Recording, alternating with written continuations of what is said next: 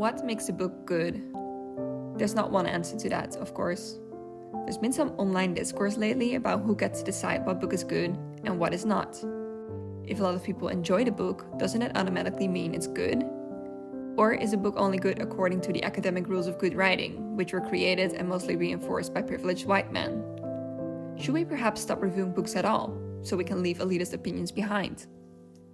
Personally, I do think there's a difference between objectively good and bad writing. There's an artistry to writing, and dismissing that would be, I think, a great loss to literature. But the lines are blurry and ever-changing. The rules for good writing in fantasy differ from the rules in literary fiction or essays. And then there's the enjoyment I have while reading. I can think the writing of a book is really good, but not be greatly entertained. While I can also see the writing of a book is quite bad, but still have a good time reading it. It all comes down to expectations and needs when picking up a book. And for that, I believe reviews are so important. So setting aside the objective rules of what makes good and bad writing, what makes a book good to me? What makes me give a book 5 stars? Makes me put it on an ever-changing list of favorite books. This is my checklist. 1. I annotate and underline a lot. This means the writing speaks to me, it makes me think, and it makes me want to come back to it later. 2. I can't stop reading. I'm just so enthralled by the story, it consumes my every waking moment. 3. I think about the book years later and reread it often. 4. It awakens something in me. It got me onto a new genre, theme, writing style. In short, it shaped my reading taste to what it is today. 5. The book makes me look at the world through a different lens. So with that being said, let's look at the books that fit one or more of these criteria for me. My favorite books.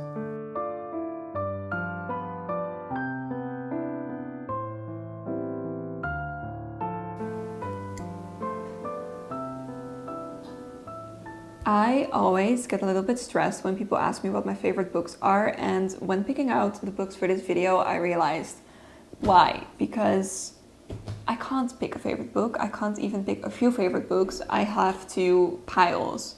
And I had to stop myself at this point. Like, I could probably pick more, but I also had to draw a limit somewhere because this video is going to be 3 hours long if I didn't. And this just made me realize, like, I either don't have favorite books, like I just think a lot of books are really good, or I am like a favorite book whore. Like, I just have too many and I think everything is my favorite book, and I'm not sure which one it is. I think it's the first one. I think I have so many books that I really enjoyed, but it's so dependent on the moment in my life, what book I consider my favorite at that moment, because everything just meant something different to me at a different time period in my life. Like, books that hit me really hard like 3 years ago when I was super heartbroken, they're not gonna hit the same now. And the same with books that I really, really love now at this time of my life. They might not resonate at all in 5 years. So I find it really hard to call something my favorite book. But like you saw in the intro, there are some pointers for me that made me realize I think a book is really good, at least. So that's what we're going to focus on today. I think these books are really, really good. There's different genres. There's classics, there's literary fiction, there's non-fiction, there's fantasy, because I read everything, which also made this video quite hard to plan because my favorite fantasy is obviously so different from my favorite essay collection. We're just gonna go through them. We're just gonna try, we're just gonna see, and I will tell you with each book why they are so important to me, why I think they're good, and yeah, I hope you enjoyed this video. Let's get into it. The first book I see lying here is M-Train by Patti Smith. And there's one important reason why I consider this one of my favorite books, and it's because of the time and place I read this. It's not necessarily the book itself, even though I love it. But I read this when I was in Paris by myself, and that was like the first trip I ever took on my own. And it was like a week-long trip, it was not like a day trip. I went to Paris by myself for a week, and that was such an important moment for me, and I really had such amazing experiences in that week. And this was one of the books I was reading there. I think it was the first book I read there. I actually bought it in Shakespeare & Company. It has the Shakespeare & Company stamp in here. And yeah, I love Just Kids by Patti Smith as much as anyone else, but I did not put it in this pile because I just have a more personal connection to this book. But I think Just Kids is amazing. It's such a good portrayal of a time and sort of lifestyle we can romanticize so much, and Patti Smith lived that lifestyle and she tells you about it in like every detail possible. And I think that's just so cool that we have that first-hand experience of the rock and roll lifestyle in New York in the 70s. That's amazing. But this book, I just feel like it's almost more vulnerable than just kids in a way. This is Patti Smith as she is older. She has had her life experiences. Her life is more quiet, more calm now. And this book is just very much about solitude, the creative process, being with yourself and writing about your experiences. Like a large part of this book, she's just sitting in her daily cafe, drinking black coffee and writing in her notebook. And that is a life I aspire to. And it was also the life I had while I was in Paris that week. So this book just found me at like the perfect moment because it just resonated so much. I was literally living my artistic bohemian dream in Paris that week, and Patti Smith obviously invented that dream. So I just read this at a very formative time. But also I think Patti Smith's writing is amazing. The way she looks at the world, the way she makes observations about like the world around her, but also about how she feels. Genius. I just love her writing. And whenever I feel in sort of like a reflective mood or I want to be inspired to write more in my journal, I pick up this book again, because as soon as I open this book, I just want to grab my journal, get a coffee and start writing about my feelings. And I love when a book inspires me like that, and that's why this is on my favorites list. Next book, I don't want to go into too much detail.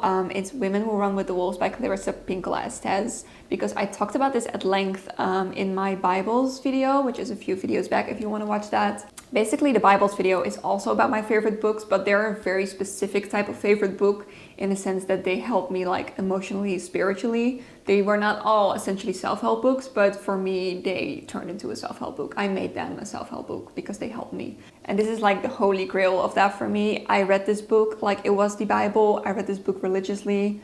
I kept coming back to it at times when I needed it. I reread passages, I underlined everything. The book is absolutely destroyed of how much I carry this around for emotional support.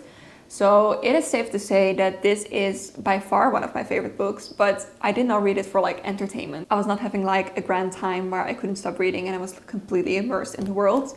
No, because this is nonfiction. It was dense, it was long.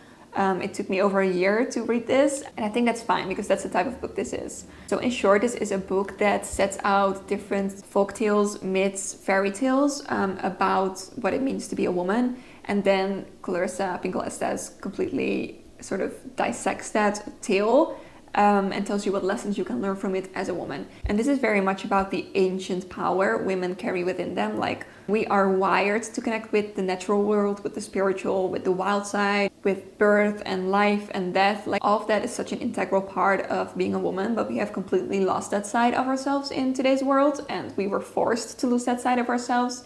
And this book really inspires you to reconnect. And everything I read in this book, it was not new to me. I feel like when I read those things, I already knew them deep down. It just reawakened something in me. There was like a recognition there. And that's why I think this book is so powerful, because I think most women can connect with it in some way. And somehow every chapter found me exactly as I needed the chapter. Like when I was heartbroken, I was like, maybe I should pick up this book again. And then the next chapter was about heartbreak. Like that's sort of how it went with me with this book. So that's why reading this was an almost spiritual, religious experience. And it will always have a special place in my heart. I recommend it to everyone I know. And I will go back to it so many times in my life. Okay, next one is just a feat of amazing writing to me.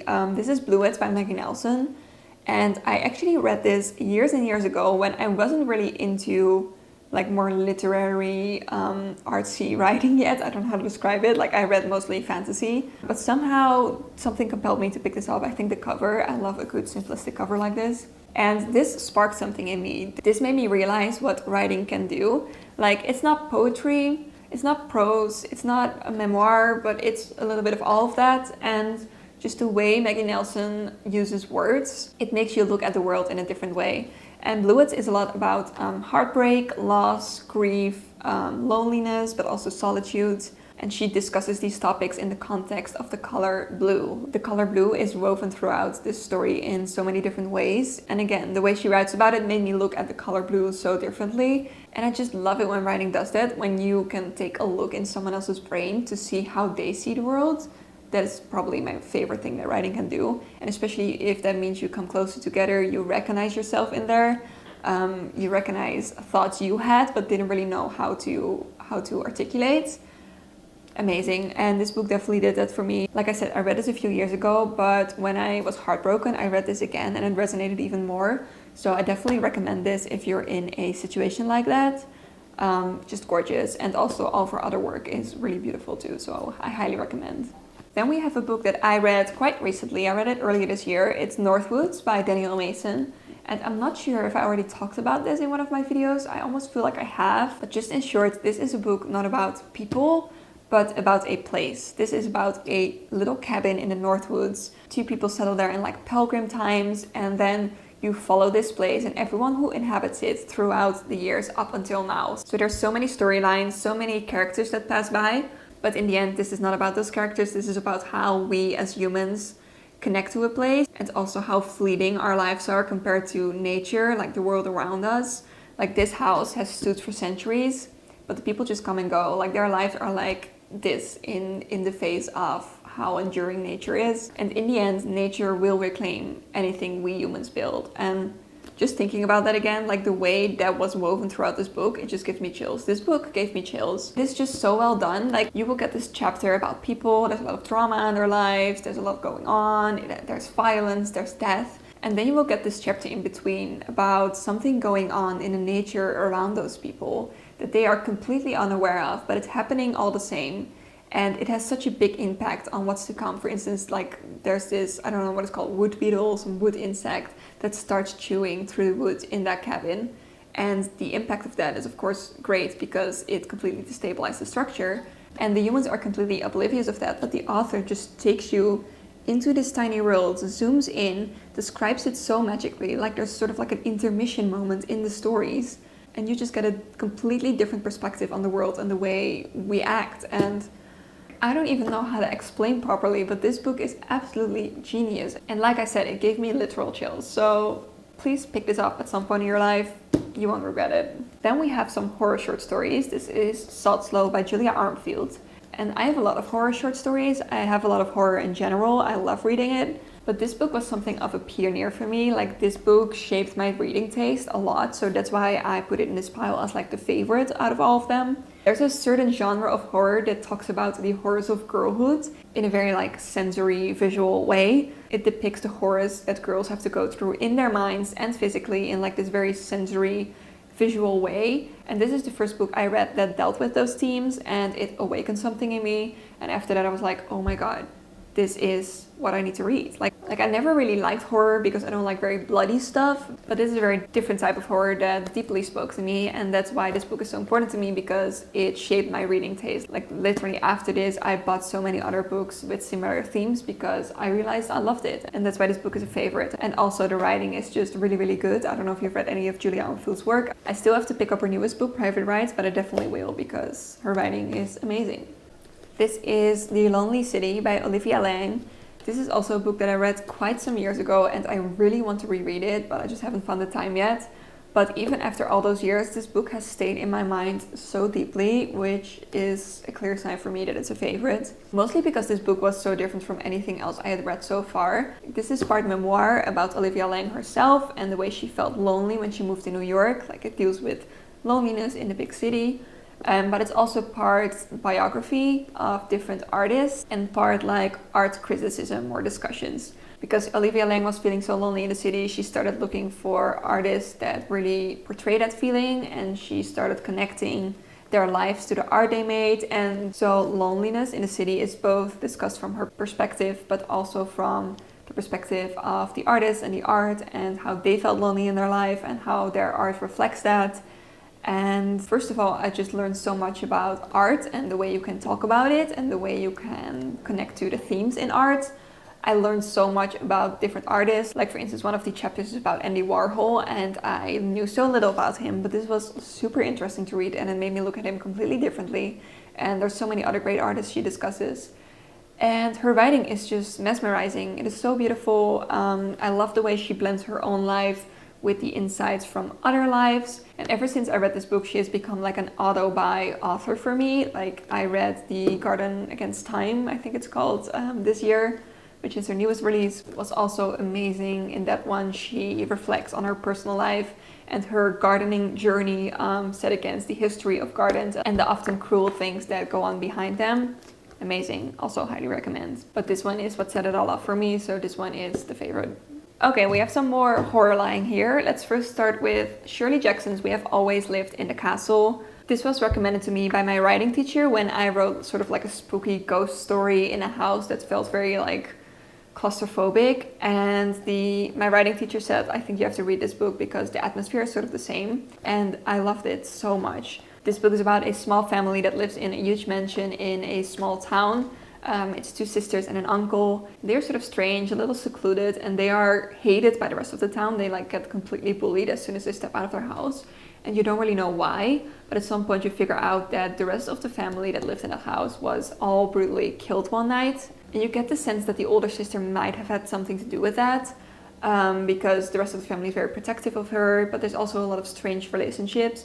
Like the main character is the younger sister, Mary Cat. She has some OCD tendencies, especially around food. She really expresses her emotions and her needs through the way she talks about food with her older sister, who makes all the food for her. And you get some strange vibes. There's like some weirdness going on there. You're like, this is not completely healthy, like the way these characters interact.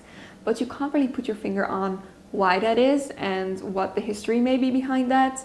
And then of course, as the story progresses, you sort of start to figure it out. And I think you get sort of this creeping sense of what really happened like quite early in the book, but you don't really want to believe it yet. And like it's sort of there in the back of your mind, but not really. And then at the end, when all is revealed, you're like, oh my god, this is genius, because nothing scary happens in this book. Literally nothing is scary. The tension is just created in Shirley Jackson's writing, like the way the characters interact with each other. From that, just that, you get the sense that something really sinister is going on, but nothing obviously sinister is going on, which I think is so genius. And that is just something that can make writing so good to me. When authors can say so much between the lines without saying anything explicit, genius. This book is genius. And I haven't read any of her other work yet, which we need to remedy very soon. Like I have a short story collection with The Lottery and Other Stories, and I have The Haunting of Hill House. So if you have any recommendations on where I should start, let me know. But yeah, if you haven't read this, highly recommend. Now that we're in the horror vibe anyway, let's continue with Our Sheri of Night by Mariana Enriquez. This book straight up catapulted Marina Enriquez to the top of my favorite authors of all time.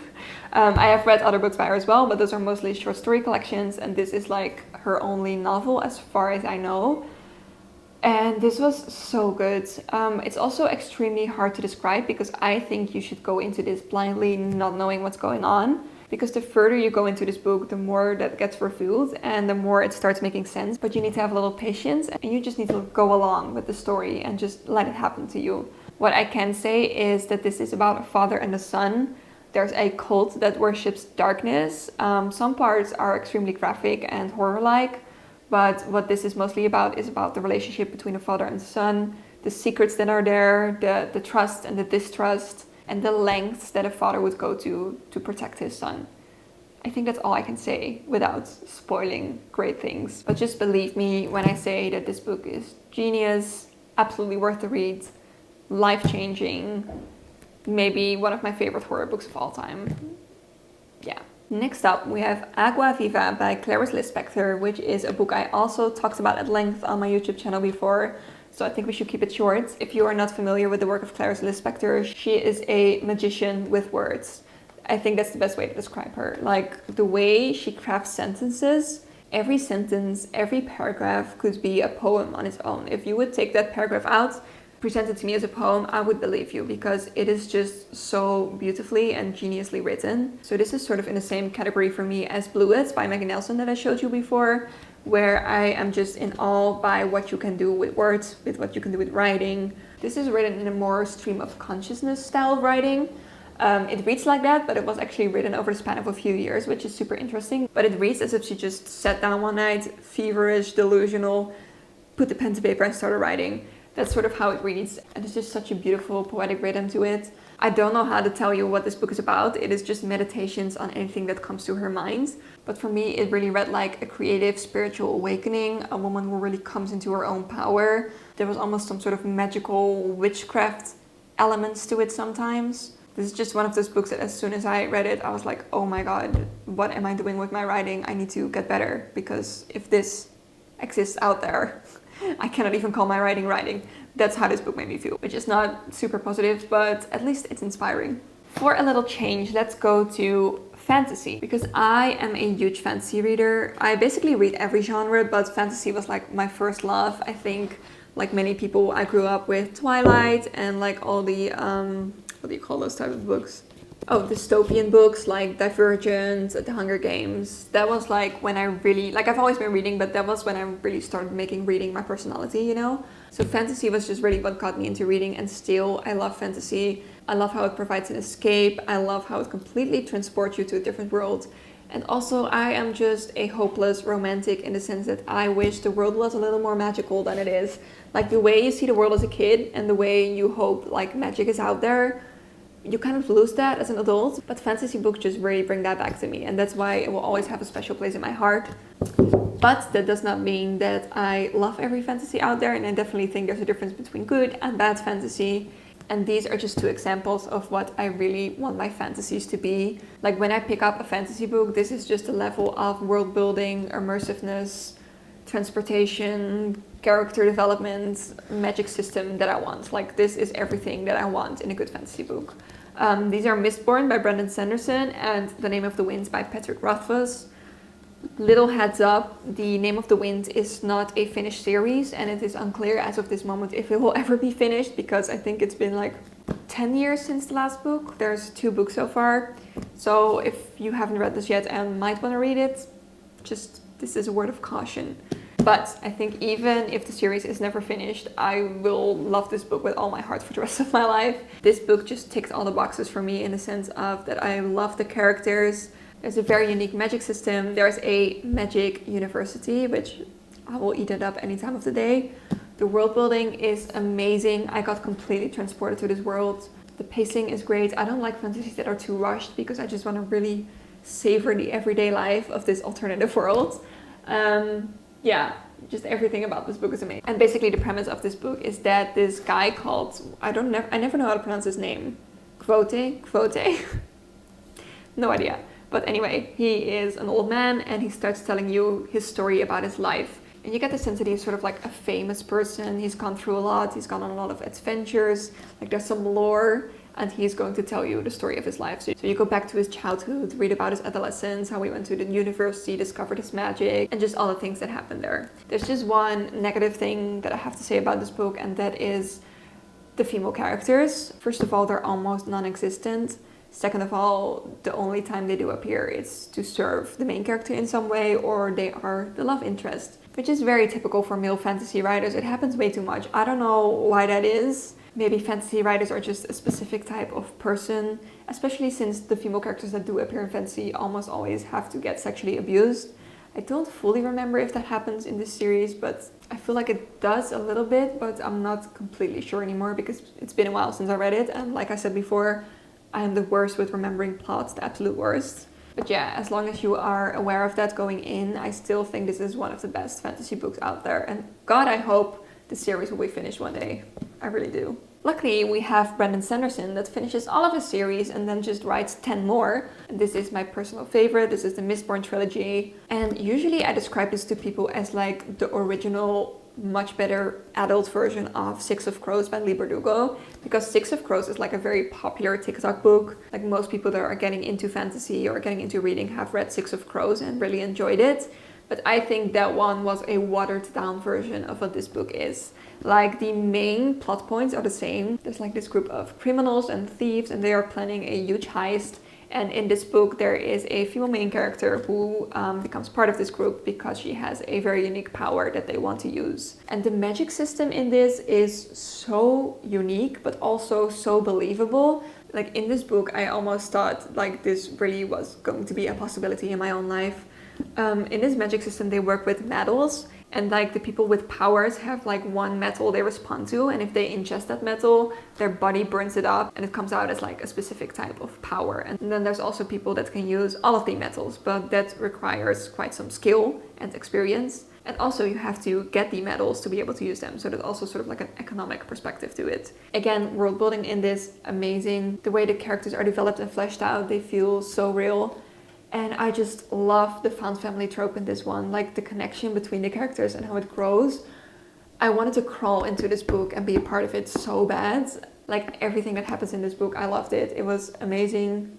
Will forever have my heart. I've read this copy so many times, it's almost falling apart. Also, look at this kitschy 90s cover. I don't know why, but for fantasy, I love these really kitschy old school 90s covers. I don't know, they just make me so happy. And also I usually don't like people on covers because I want to make my own vision of what the characters look like. But this one feels really accurate for me for like the vision I had in my head. So just talking about it, I kind of want to read it again. So maybe that will happen soon. Okay, we are nearing the end. I have 4 more books to talk about and they are sort of like connected to each other in duos.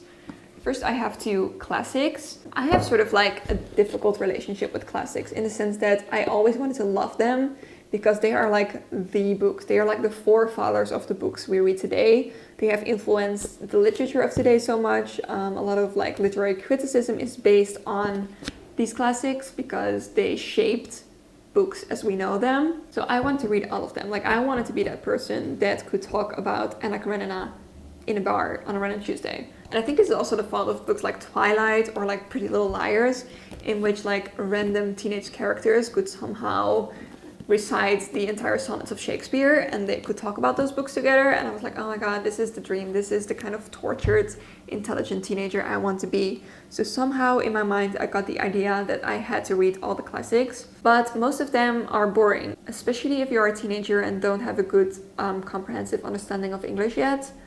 Reading classics is not a great experience. So there started to be some sort of like hate-love kind of thing there where I wanted to be able to enjoy them, but I didn't. And I got angry at myself for not being smart enough. And that put me off classics for at least a few years. So that is sort of my history with classics. But then in the past few years, I have been picking them up again. And I discovered there are a lot of classics that I really enjoy. It's just a very specific type of classic. And that is either Gothic or Victorian. Like, if a classic has a Gothic atmosphere or like a Victorian atmosphere, I will love it. There's been no exceptions to this so far. And 2 of my favorites for this are Perfume by Patrick Suskind, which is a translation from the German Das Parfum, and The Picture of Dorian Gray by Oscar Wilde. And this is the uncensored edition. So this one is a little more gay, a little more spicy than the one we all know. And I'm just thinking that Wuthering Heights by Charlotte Bronte should also be here in like the holy trio of classics for me. Perfume I actually first got in touch with the movie when my sister watched it quite some years ago when I was really young, and I remember it making such a deep impression on me. First of all, the atmosphere, amazing, 18th century Paris, take me there right now. But also for how gruesome it was and how shocking the ending was, made a very deep impression on me. And the book did the same for me, but also the writing is so good. I think this one is the best example of how sensory writing can be like out there. Like the way this book talks about smells, you can really smell them. You are there on the streets of Paris, smelling like the fish stand of the market, smelling the trash in the gutter, smelling the notes of the perfumes in the perfumery. That was just so well done. And again, I love it when a book makes me realize how good writing can be and what you can do with words. This one did that for me as well. And also I just love the story, how creepy it is, how original, but also for how realistic it sounded. Like essentially the main character in this book has a supernatural sense of smell. Like he can smell things from miles away. He can smell the notes in like anything. He grows up poor in an orphanage, but then because of this supernatural smell, he gets hired by a maker of perfumes. And as he works there, he gets more and more ambitious. At some point, he gets so ambitious that he decides he wants to bottle the smell of a young woman. And things sort of go downhill from there. And that's all I will tell you about this book. And then, of course, The Picture of Dorian Gray. I don't think I can say much about this book that hasn't already been said. It is well loved. Like a lot of people say, this is their favorite classic. I think because it's very accessible in the writing, so a lot of people try this one first and love this first as a classic. For me, it definitely worked that way. But also, I just love Oscar Wilde's writing. His social commentary is so funny. Like, his sense of humor is so amazing. I know I could have dinner with this man and have the evening of my life. Like, I would be under the table laughing my ass off. So aside from how dark and moody and gothic this book is, it is also really, really funny. And like I said, this is a really accessible introduction to classic literature because the writing is not that dense. It's a fast-paced book, a lot is happening, and it has just become such a classic horror story, almost like a fairy tale. Like, everyone sort of knows the story of Dorian Gray, even if they haven't read the book, which I think is really cool. And if you are not big on classics but want to try one, I think this one is the way to go. Okay, last two books. I grouped these two together because one sort of sparked my love for the other, and I'll explain to you in a bit why. But the first one I have here is The Secret History. And I think no one wants me to talk about this book. Like, if there is one book that is recommended the most right now on like TikTok and YouTube, I feel like it's The Secret History. Everyone is talking about it, everyone loves it. This is like the main book in the dark academia genre, and I love it too. And if that is a basic choice, I don't care. I think it's really good, the writing is really good, the story is gripping, the characters feel real, the world building is amazing, but maybe not more so than other good books. But why this book is a favorite for me, and I think also for many others, is because this book really started the trend of the romanticization of dark academia. Like the feelings of despair and obsession that can really drive us to do horrible things. I think dark academia is so appealing to a lot of people. It's because they confront us with like a version of ourselves we could be if we completely put our mind and dedication and focus on one thing. If we were so ambitious, so passionate, and so obsessive about one topic, like how far would we go? There's a side of us out there that would go to such great lengths to achieve things. And I think we are sort of curious about that side. We want to know. We want to see that shadow version of ourselves and see what they could do and what they could achieve. And I think that is really what dark academia presents to us. They romanticize that part of ourselves. They show us a little bit of a mirror that intrigues us. And this was just the first book within that genre that has now become so popular. And that's why I think it's just genius on its own for that. But because we talk about this book all the time and sort of ignore the other books in the genre, I have also brought one of my other favorites, which is These Violent Delights by Mika Nemerever. I think this is the only book out there that gave me the same feeling as The Secret History did. This is about two young guys who meet in university, and they both are so fascinated by the dark side of human nature and how it can change you. And they form a very deep connection and romance, but this connection is very toxic. There's a lot of like secrets there, a lot of pain and a lot of desires and obsessive tendencies, and they sort of hurt each other in this connection. And they are both very like fascinated, intrigued by the dark side of human nature and what the results can be to like the psyche of committing an unspeakable act. So together they embark on sort of this really dark path that eventually there is no return from. And this book was just such a good look in how two people can drag each other down in sort of this spiral of darkness, and how we can be drawn to people that like trigger us and mirror us in like our darkest desires. And again, the writing in this was amazing. I underlined so many things, especially about the way they felt about each other and the way they looked at each other. There was so many like vulnerable, beautiful quotes on that. So usually when people look for something similar as The Secret History, I absolutely recommend this one because the atmosphere is very similar. It has a lot of similar themes and plot points, but it's also really genius in its own right. So this is definitely one of my favorite books of all time, and that one I can say with confidence. Okay, those were all the books I wanted to talk about today. I feel like I have a lot more favorites that I could recommend to you. Maybe we can do a part 2 sometime, but for now I think this is enough.